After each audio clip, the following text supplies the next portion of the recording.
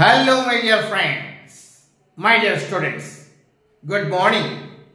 ఈ రోజు train your brain శీర్షిక కింద మనం ఇంగ్లీష్లో ఆర్టికల్స్ గురించి నేర్చుకుందామండి.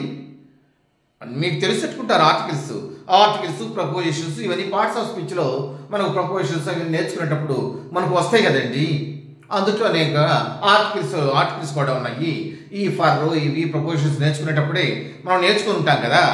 ఎస్, ఈరోజు ఆర్టికల్స్ మీకు తెలుసు కదా, మనకు ఇంగ్లీష్లో 26 లెటర్స్ ఉన్నాయి. ఆ 26 లెటర్స్ని రెండు భాగాలుగా విభజించాం. ఏంటండి? ఏ, ఈ, ఐ, ఓ, యు. మళ్ళీ ఒకసారి చెప్తాను. A, E, I, O, U. Next remaining అండి B, C, D, F, G, H, J, K, L అవన్నీ కూడా మిగిలినవన్నీ కూడా 26లో ఈ 5 పోయినాయి అనుకోండి, 21 లెటర్స్ ఉంటాయి. ఈ 21 లెటర్స్ని కాన్సోనెంట్స్ అంటాం. ఈ యొక్క 5ని ఏ, ఈ, ఐ, ఓ, యు. ఈ 5 మాత్రం ఓవెల్స్ అంటామండి. ఇప్పుడు మనం కాన్సోనెంట్స్గా ఓవెల్స్గా రెండు భాగాలుగా చేసాం ఈ యొక్క ఆల్ఫాబెట్స్ని. ఆల్ రైట్, అసలు ఈ భాగాలుగా చేయాల్సిన అవసరం ఏముందంటే ఈ ఆర్టికల్స్ నేర్చుకోవడానికి అట్లా భాగాలుగా చేసి మనం నేర్చుకోవాలండి. ఎప్పుడైనా ఉపయోగమే. ఓవెల్స్ ఏవి అంటే ఏఐఓయు కళ్ళు మూసుకొని కూడా చెప్పచ్చు, ఎందుకంటే అంత బాగా వచ్చి ఉండాలి. వాట్ ఆర్ ది కాన్సోనెంట్స్ అంటే excluding A I O U, remaining are all consonants. మిగతా అన్నీ కూడా కాన్సోనెంట్స్ మనం చెప్పాలి.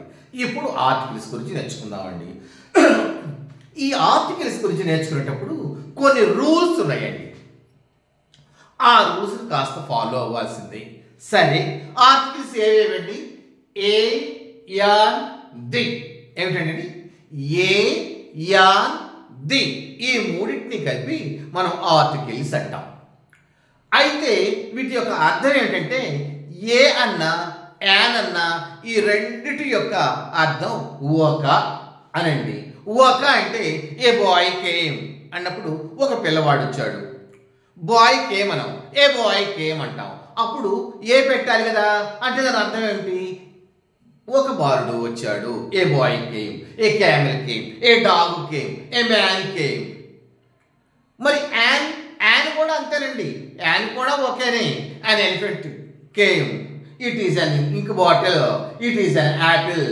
ఎప్పుడు పెట్టుకుంటాం?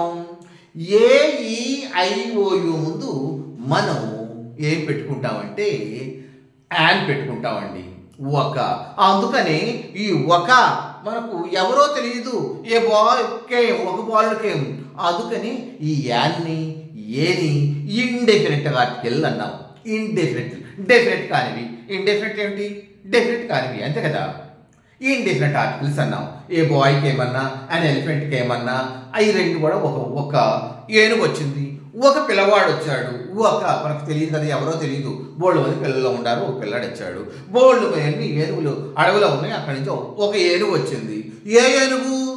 బల ఎర్ర తొండం గల ఏనుగా, బల చెవులు పెద్దగా అలా ఏనుగా, మనకు తెలియదు. ఒక ఎలిఫెంట్ వచ్చింది, జనరల్గా చెప్పేసాం. అటువంటి దాన్ని మనం ఏమంటామంటే ఇండెఫినెట్ ఆర్టికల్ అంటాం. ఆల్ రైట్ అండి. ఒక ఏ ఉంటే మనకు ప్రాబ్లం ఉండేదే కాదు. ఏ, యాన్ రెండు ఉన్నాయి కాబట్టి ఎప్పుడు ఏ పెట్టుకుంటాం, ఎప్పుడు యాన్ పెట్టుకుంటాము, ఒక అనే అర్థంలో వచ్చే విధంగా ఇది నేర్చుకోవాల్సింది ఇప్పుడు. ఎస్, యాన్ అండి దేని ముందు పెట్టుకుంటామో తెలుసా? ఏఈఐఓయు ఆ లెటర్స్తో మొదలయ్యేటటువంటి వర్డ్స్ ముందు మనం యాన్ పెట్టుకుంటామండి. ఎలిఫెంట్ ఈతో స్టార్ట్ అవుతుంది కదా, యాన్ పెట్టుకోవాల్సిందే. ఇంక్ బాటిల్ ఐతో స్టార్ట్ అవుతుంది కదా, యాన్ పెట్టుకోవాల్సిందే. అండర్స్టాండ్? బాయ్ బీతో స్టార్ట్ అవుతుంది కదా, బియర్ అది కాన్సోనెంట్ కదా, ఏ రాసుకోవాల్సిందే. అట్లా రాసుకుంటాం. అంతేనా? కాదండి, కొన్ని ఎక్సెప్షన్స్ ఉన్నాయి. మనం గ్రామర్ రాసేటప్పుడు కానివ్వండి, గ్రామర్కి ఎగ్జామినేషన్స్ వచ్చిన ఆర్టికల్స్కి తప్పకుండా ఒక మార్కు తప్పకుండా ఉంటుందండి. ఎగ్జామినేషన్స్ అప్పుడు కానివ్వండి, ఎంట్రన్స్ ఎగ్జామినేషన్కి వెళ్ళినప్పుడు కానివ్వండి, కొన్ని రూల్స్ ఉంటాయి, కొంచెం తికమకగా ఉంటుంది. వాటి గురించి ఇప్పుడు వివరంగా చెప్తాను. ఎస్, ఇక్కడ సౌండ్స్ అండి మెయిన్ ముఖ్యం. మనకి కాన్సోనెంట్ సౌండ్, ఓవెల్ సౌండ్, ఏ ఆ సౌండ్, ఈ ఏ సౌండ్, ఐ ఈ సౌండ్, అట్లా యు సౌండ్, ఊ యు. యు అంటే మనకు యు అని పిలవకూడదు, ఊ సౌండ్. అట్లా ఆ సౌండ్స్ని బట్టి ఆ సౌండ్స్ గురించి నేను ఇప్పుడు వివరంగా దేని ముందో తెలియదు. జనరల్గా మాత్రం ఏఈఐఓఈ ముందే మనం యాన్ రాయాలండి. ఇవే కొన్ని ఎక్సెప్షన్స్, ప్రతిదాని కొన్ని మినహాయింపులు ఉంటాయి కదా, వాటిని నేర్చుకుంటే మిగతా అన్ని వచ్చేసినట్లు లెక్క, అవునా కదా? ఎస్, చూద్దాం. ఏ అన్ని కాన్సోనెంట్స్ ముందు మనం రాసుకుంటాం అన్నాం కదా. A dog, a cat, a camel అన్నిటి ముందు రాసుకున్నాం. వచ్చిందండి a dog, a cat, a man, a bird అట్లా రాసుకున్నాం, అవునా? ఎస్. మరి చూద్దాం. ఏ యూరోపియన్ అని రాసుకున్నామండి. ఇది రాగా రైటా? యూరోపియన్ ఈ ఉంది కదా, మరి యాన్ రాసుకోవాలి కదా. రూల్ ప్రకారం అయితే యాన్ రాయాలి కదా. మనం రాయకుండా ఏ రాసాం కదా. ఎందుకు రాసామంటే యూరోపియన్, యూలో ఇది వై సౌండ్ పలుకుతుంది, మనకు వై సౌండ్ పలుకుతుంది కనుక ఇది ఓవెల్ సౌండ్ కాదు. వై సౌండ్ అంటే కాన్సోనెంట్ సౌండ్ కనుక ఏ రాసామండి. ఈ వచ్చినప్పటికి కూడా ఏ రాసాం. మరొక ఎగ్జాంపుల్,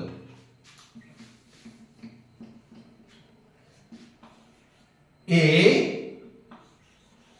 వన్ ఐడ్ మ్యాన్, ఏ వన్ ఐడ్ మ్యాన్. ఇప్పుడు చూద్దామండి. ఏ వన్ ఐడ్ మ్యాన్, ఇక్కడ ఓ ఉంది. యాక్చువల్గా ఏఈఐఓయులో ఒకటి కదా ఓ అంటే ఓవెల్ సౌండ్, ఓవెల్ కదా. ఓవెల్ ముందు యాన్ రావాలి కదా, కానీ ఏ వచ్చింది ఇక్కడ.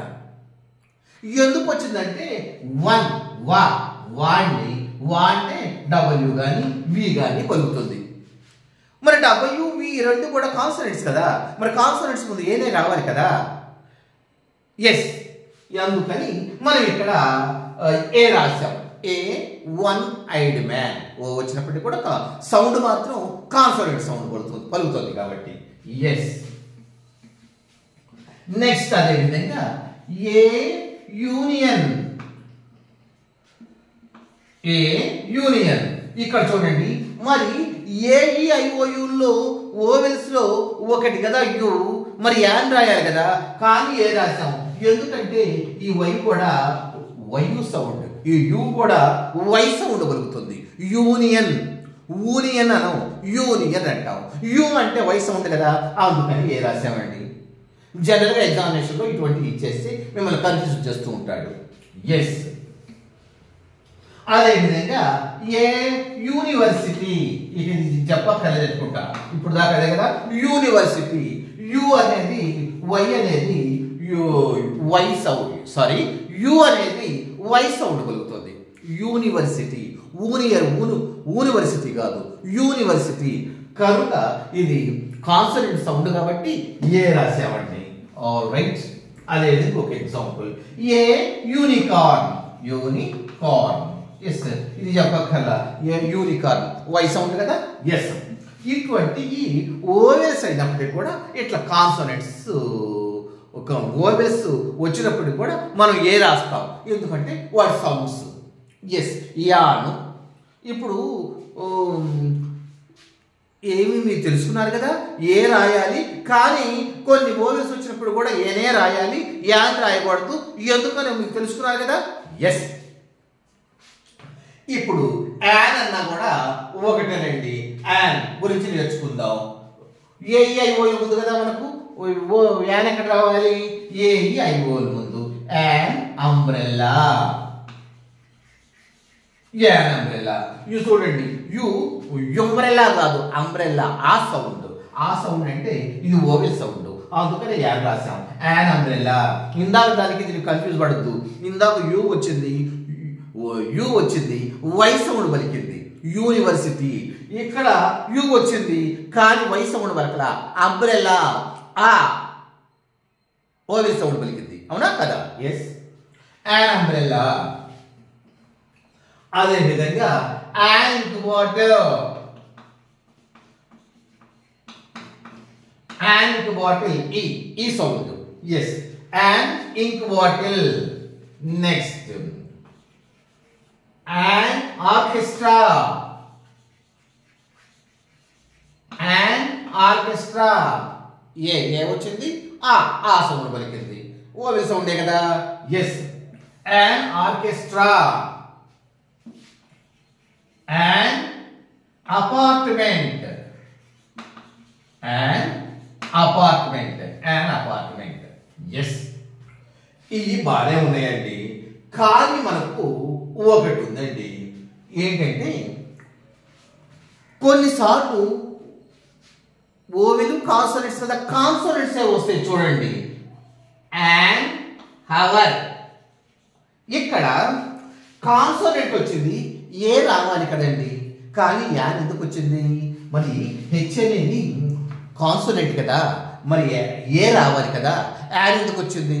ఎందుకు వచ్చిందంటే హవర్ అన్నాం, ఫస్ట్ హవర్లో వెళ్ళావా, సెకండ్ హవర్లో వెళ్ళావా అనము, అవర్, ఆ సౌండ్ ఇక్కడ హెచ్ ఆ సౌండ్ వచ్చింది కాబట్టి, అంటే ఓవెల్ సౌండ్ వచ్చింది కాబట్టి యాన్ రాశాం. Are able to understand? Another example, an SOW member ఉందనుకోండి, అండ్ SOW. మరి ఎస్ అనేది ఓవెలా కాన్సోనెంటా? కాన్సోనెంట్. కాన్సోనెంట్ ముందు ఏం రావాలి? ఏ రావాలి. కానీ యాన్ ఎందుకు వచ్చింది? ఎందుకు వచ్చిందంటే ఇక్కడ ఎస్ ఉంది, ఏంటంటే SOW member, S A sound వచ్చింది, అందుకని అండ్ రాశాం. Yes, and honest, yes, and honest. ఇక్కడ కూడానండి మరి హెచ్ అనేది కాన్సోనెంటే కదా, మరి కాన్సోనెంట్ ముందు ఏ రావాలి కదా, కానీ యాన్ ఎందుకు రాశాం? ఇక్కడ అదేనండి, హెచ్ సౌండ్ ఏమిటంటే హానెస్ట్ మ్యాన్ అనం, ఆనెస్ట్ మ్యాన్ అంటాం. హా పలకం మనం, హా పలకం, ఆ పలుకుతాం, ఆనెస్ట్ బాయ్, ఆనెస్ట్ మ్యాన్ అంటాం, కానీ హానెస్ట్ మ్యాన్, హానెస్ట్ బాయ్ అనము, అవునా? ఎస్, ఇక్కడ హెచ్ ఏ సౌండ్ వచ్చిందంటే ఓవే సౌండ్ వచ్చింది కాబట్టి అండ్ రాసాం. All right. అదే విధంగానండి అండ్ అవర్, అవర్ ఇక్కడ హెచ్ హవర్ అనవు, అవర్ అంటాం. All right. అట్లానండి ఆ విధంగా కాన్సోనెంట్ వచ్చినప్పటికి కూడా ఓవెల్ సౌండ్స్ వస్తే మనం కాన్సోనెంట్ వచ్చినప్పటికి కూడా యాన్ రాస్తాం. అదేవిధంగా ఓవెల్ వచ్చినప్పుడు కూడా కొన్నిసార్లు ఇందాక చూపేటట్లు కాన్సోనెంట్ సౌండ్ పలుకుతుంది అనుకోండి, యూనివర్సిటీ అట్లా, అప్పుడు ఏ రాస్తాం. ఇంతవరకు మీకు ఇండెఫినెట్ ఆర్టికల్స్ ఏ గురించి, యాన్ గురించి ఒక క్లారిటీ వచ్చింది అనుకుంటాను మీకు.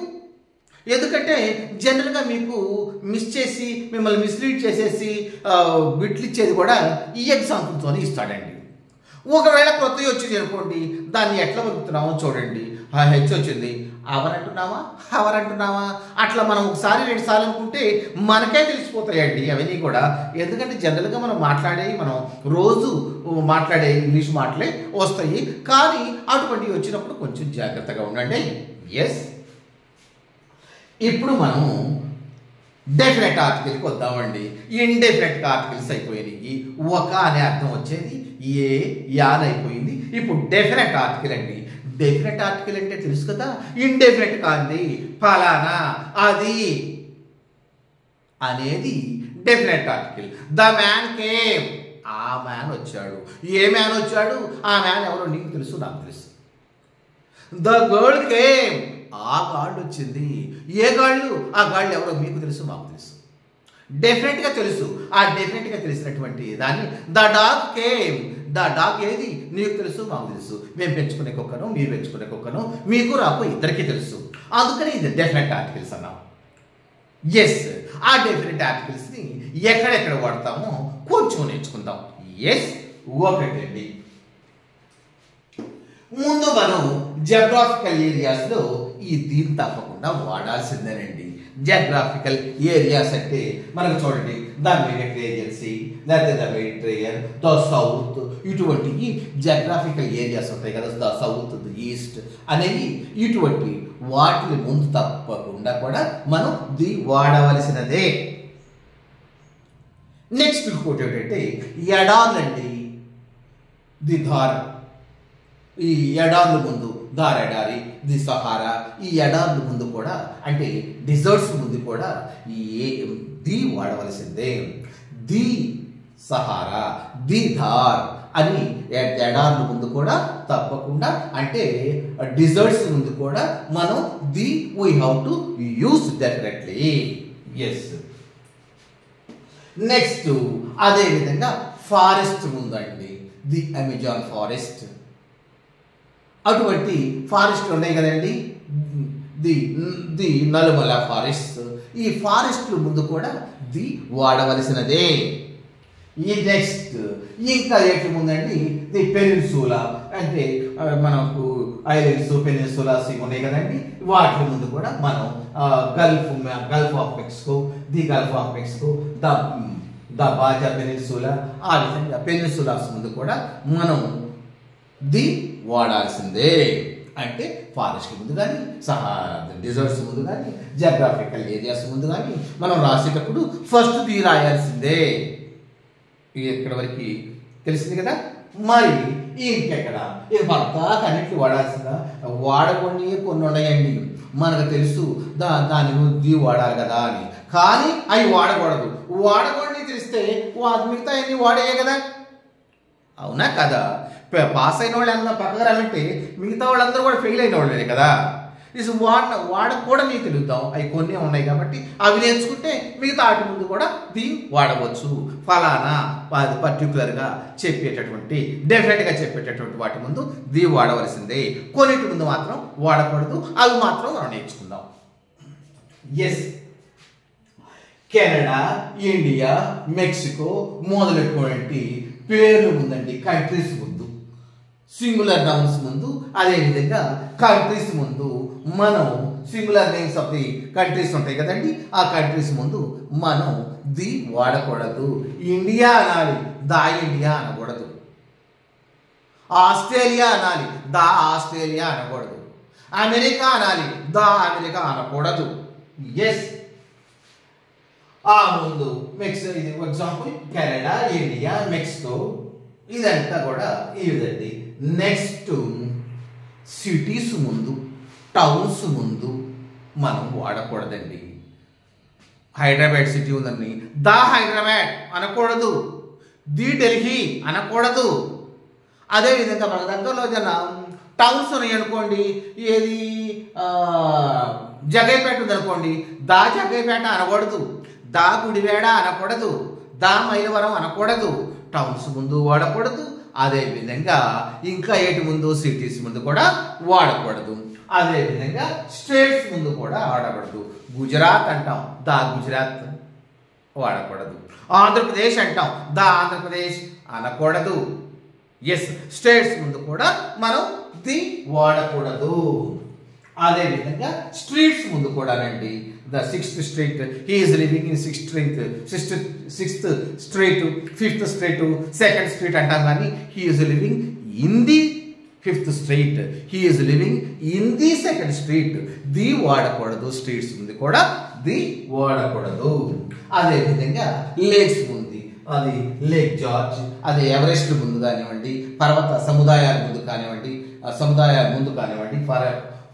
అంటే మౌంట్ ఎవరెస్ట్ అటువంటి వాటి ముందు, అదేవిధంగా ఆఫ్రికా ఖండాల ముందు కానివ్వండి, నెక్స్ట్ సబ్జెక్ట్స్ ముందు కానివ్వండి. సబ్జెక్ట్స్ అంటే నెక్స్ట్ సబ్జెక్ట్స్ అంటే ఇంకా ముందు అంటే ఈ యొక్క పీపుల్ ముందు కానివ్వండి, ఎట్లా మొత్తాన్ని ఇండియన్, ఇంగ్లీష్, ఇట్లా వీటి ముందు కానివ్వండి మనం వీటిని వాడకూడదు.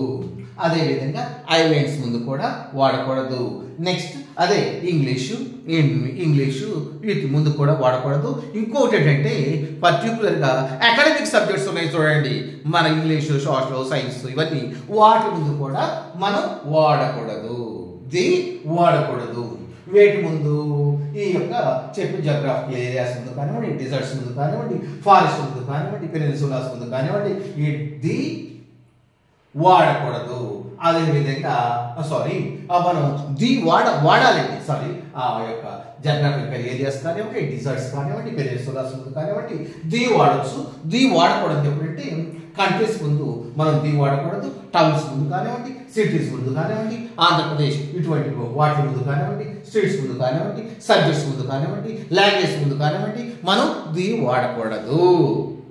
మీకు అర్థమైంది అనుకుంటాను. ఇంకా చూస్తున్నారా? ఇంతేనండి, ఇదే ఆర్టికల్స్. ఇంతవరకే దీని రూల్స్. ఇంతవరకు కనుక 1-2 సార్లు పెట్టుకొని చూడండి, చక్కగా ఆర్టికల్స్ వస్తాయి. మీకు గ్రామర్లో కానివ్వండి, మీరు ఏదైనా ఎంట్రన్స్ ఎగ్జామినేషన్కి వెళ్తున్నా కూడా ఈ ఆర్టికల్స్ని చక్కగా 1 మార్క్ ఇస్తే 1 మార్కు, 2 మార్క్స్ ఇస్తే 2 మార్క్స్ తప్పకుండా తెచ్చుకోవచ్చు. Are able to understand? Yes, నేను 4-5 దశాబ్దాలుగా ఒక ప్రిన్సిపల్గా వర్క్ చేసేసి ఆన్లైన్ సిస్టమ్ వచ్చింది కాబట్టి మీకు ఈ విధంగా చెప్తున్నాను. మరి చాలా మంది పిల్లలకు మనం తెలిసిందల్లా చెప్పొచ్చు, మన నాలెడ్జ్ ఎంత ఉపయోగించవచ్చని. మరి నేను ఇంట్రెస్ట్గా చెప్తుంటే మీరు నాకు ఏం చేయాలి? లైక్ కొట్టండి, సబ్స్క్రైబ్ చేయండి, మీ ఫ్రెండ్స్కి షేర్ చేయండి. చేస్తారు కదా? Thank you.